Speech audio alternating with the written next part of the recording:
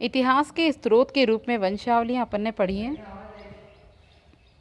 इतिहास के स्रोत के रूप में वंशावली हमने पढ़ी हैं और अब हम आगे देखेंगे कि भारतीय इतिहास के वंश लेखन परंपरा का स्थान महत्वपूर्ण रहा है, इसके बारे में हमने पढ़ा।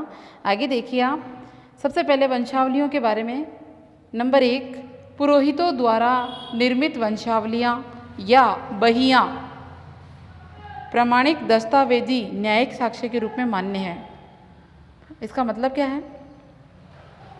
अगर आपको कहीं पर कोई प्रूफ के रूप में प्रेजेंट करना हो कि आपके दादा कौन थे, परदादा कौन थे, या इससे संबंधित आपको जानकारी कोई चाहिए नई पीढ़ी से संबंधित, तो इन जानकारियों की जो दस्तावेज हैं, ये जो पांडुलिपियाँ हैं, वंशावलियाँ हैं, ये एक साक्ष्य के रूप में प्रस्तुत की जाती है।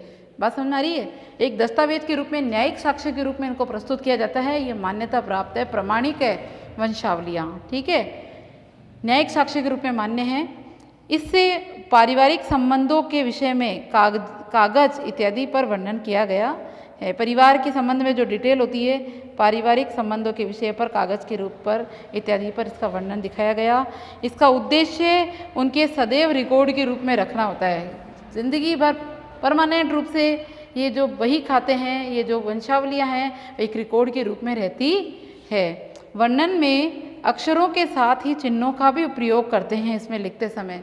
एक जो वंशावलियाँ हैं, अगर आप कभी पंडे वगैरह जो लिखते हैं ना वंशावलियों में, अगर आप उसको कभी देखो तो एक अलग ही लैंग्वेज चलती है, एक अलग ही कोड लिपि में वो लोग आपके नाम, आपका दादा का नाम, परदादा का नाम, पुत्र का नाम, ये सब एक कोड लैंग्वेज के रूप में लिखते हैं, चिन्हों का प्रयोग करते हुए लिखते हैं। मौखिक साक्ष्य से लिखित साक्ष्य अधिक महत्वपूर्ण होता है। बोलने से ज़्यादा लिखा हुआ ज़्यादा प्रभावपूर्ण होता है, ठीक है। निश्चित रूप से बहिया या वंशावलियाँ एक न्यायिक दस्तावेज है। क्या है ये? एक न्यायिक दस्तावेज है। भारतीय साक्ष्य अधिनियम 1872 के अनुसार, इंपॉर्टेंट बात सुन लीजिए, अंडरलाइन भी कर लो, भारतीय साहित्य साक्ष्य अधिनियम 1872, साक्ष्य अधिनियम बना हुआ है 1872, उसके अनुसार वंशावलियाँ, बहियों इत्यादि को सुसंगत न्यायिक तथ्य के रूप में स्वीकार किया गया है। वंशावलियाँ और जो बहियाँ हैं ना, उनको न्यायिक तथ्य, सबूत के रूप में, साक्ष्य के रूप में स्वीकार किया गया है कि भाई इससे पहले कौन क्या था, किसका क्या था, संबंध किससे क्या था, वो सब बातें 1872 के नियम के अनुसार साक्ष्य के रूप में स्वीकृत है। फिर आप एक केस देखिए, जगदीश प्रसाद बनाम श्रवण कुमार। क्या नाम है? जगदीश प्रसाद बनाम श्रवण कुमार। एक न्यायालय में एक केस हुआ है और उस केस के अंतर्गत साक्ष्यों के रूप में इन वंशावलियों को और इन बहियों को प्रस्तुत किया गया, ठीक है, साक्ष्य के रूप में। क्योंकि आपको पता है वंशावलियाँ साक्ष्य लिखित हैं, इसलिए न्यायालय ने इनको साक्ष्य के रूप में स्वीकृत किया। तो एक केस है जगदीश प्रसाद बनाम श्रवण कुमार, एयर 2003 P&H मामले में न्यायालय ने पंडों की बहियों में की गई प्रविष्टियों को, जो पंडे हैं जो बहियों में जो एंट्री करते हैं, प्रविष्टि करते हैं, उसको साक्ष्य के रूप में ग्राह्य माना है, साक्ष्य के रूप में स्वीकार किया उसको।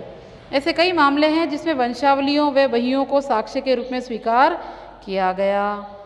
फिर दूसरा नंबर देखिए आप, वंशावली लेखकों को लोक इतिहासकार भी कहते हैं, क्योंकि लोगों की बातों को सुनकर भी लिखा गया है, इन्होंने लोकवाणी का इस्तेमाल किया है, इसलिए लोक इतिहासकार भी है, लोग कहते हैं ऐसा। पुरातन और मध्यकालीन भारतीय इतिहास लेखन में वंशावलियाँ सबसे महत्वपूर्ण रही है। इससे पहले कुछ भी नहीं था, सिर्फ वंशावलियाँ ही थी, पीढ़ी दर पीढ़ी सबूत पंडों के द्वारा ही डिटेल दी जाती थी, तो ये महत्वपूर्ण थी। हमारे पुरातन ग्रंथ पुराणों में जो इतिहास उपलब्ध है उसमें वंशावलियों का महत्वपूर्ण आधार रहा है। कई ऐतिहासिक ग्रंथों का प्रमाण वंशावलियों से ही मिला है। कई ऐतिहासिक घटनाओं के प्रमाण के रूप में वंशावलियों से मिला है। जैसे आपने अभी लेटेस्ट अगर हम बात करें इतिहास की, तो आपको पता है कि अयोध्या में श्री राम की जो मंदिर बन रहा है, नव निर्माण हो रहा है मंदिर का, तो इससे पहले भी वंशावलियों के द्वारा ही पता चला कि श्री राम भगवान की जन्मभूमि अयोध्या है, इसीलिए उनका मंदिर भी अयोध्या में बनना चाहिए। या उनकी माता कौशल्या का प्रदेश कौशल देश से हैं वो, तो ये सब बातें हमें कहाँ से पता चली? ये सब बातें हमें वंशावलियों से ही पता चली। इन घटनाओं का प्रमाण हमें वंशावलियों से ही मिला है। तीसरा नंबर देखो, वंशावलियों में प्रत्येक जाति व प्रत्येक व्यक्ति के इतिहास का लेखन हुआ है। वंशावलियों में प्रत्येक जाति व प्रत्येक व्यक्ति के इतिहास का लेखन हुआ है। उसके वंशानुक्रम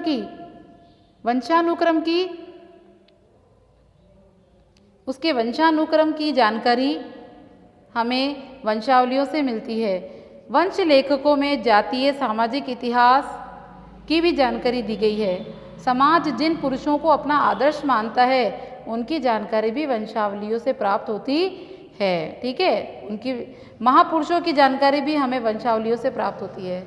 वंशावली लेखन परंपरा की शुरुआत वैदिक ऋषियों द्वारा समाज को सुगठित और सुव्यवस्थित करने की दृष्टि से की गई थी, जो हजारों वर्षों से आज भी वंशावलियाँ जारी है। अगर आप आज भी पुष्कर जाते हो, हरिद्वार जाते हो, तो आज भी वहाँ पर वो पंडे बैठे हैं और वो पंडे अपनी उन बही खातों, अपने उन डायरियों में आपकी पूरी डिटेल सुसंगठित और सुव्यवस्थित तरीके से लिखते हैं। और ये कार्य हजारों वर्षों से चला आ रहा है। वैदिक ऋषियों द्वारा बनाई गई ये व्यवस्था है। वंशावली परंपरा के हस्तलिखित ग्रंथों से अनेक ऐतिहासिक पुरुषों का परिचय हमें प्राप्त होता है। आप किसी भी समाज का, किसी भी जाति का, किसी भी धर्म का, उनकी पूरी पीढ़ियों के बारे में आप पता लगवा सकते हो। और वंशावलियों में, पीढ़ियों में, बही खातों में ये सारी डिटेल आपको लिखित रूप में मिल जाएगी और ये न्यायालय द्वारा साक्ष्य के रूप में, गवाह के रूप में भी पेश की जा सकती है।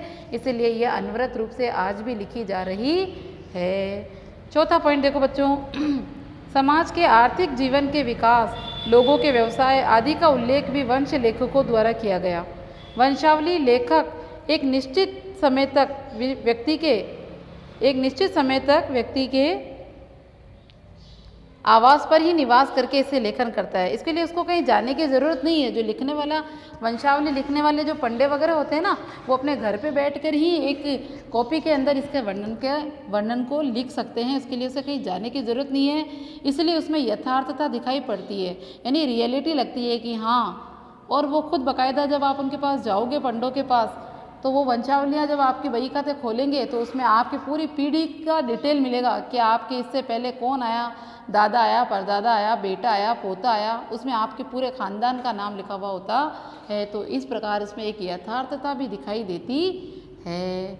पांचवा पॉइंट देखिए, प्रत्येक व्यक्ति को अपनी परंपरा, संस्कृति, मूल निवास, विस्तार, वंश, कुल धर्म, कुलाचार, गोत्र व पूर्वजों के नाम प्राप्त करने का सर्वाधिक विश्वसनीय स्रोत वंशावलियाँ ही है। मतलब वंशावलियों में आपको क्या मिलेगा? व्यक्ति की परंपरा, उसकी संस्कृति, वो कहाँ रहता है, मूल निवास, उसके परिवार का, खानदान का विस्तार, वो कौन से वंश का है, उसका कुल कौन सा है, उसका कुलाचार कौन सा है, उसके गोत्र कौन सा है, उसके पूर्वज कौन थे, बाप दादा परदादा कौन थे, इन सब के नाम इस वंशावलियों में विश्वसनीय रूप से लिखे हुए होते हैं। इसलिए वंशावलियाँ आज भी नियमित रूप से लिखी जाती है।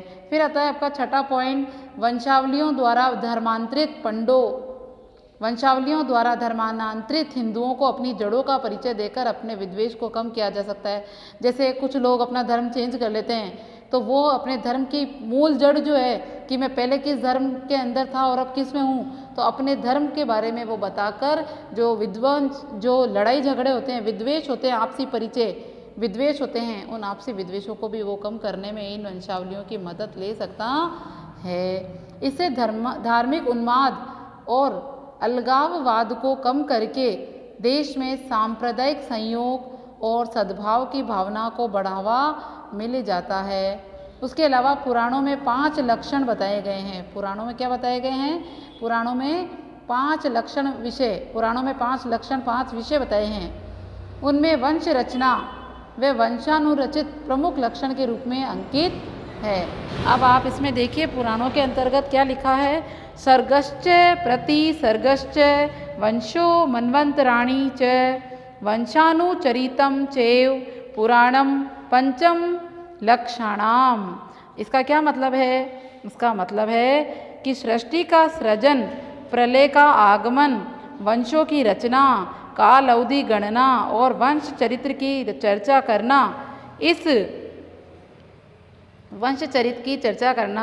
इस प्रकार हम कह सकते हैं कि वंशावलियों के माध्यम से हमें इतिहास के महत्वपूर्ण तथ्यों की जानकारी मिलती है।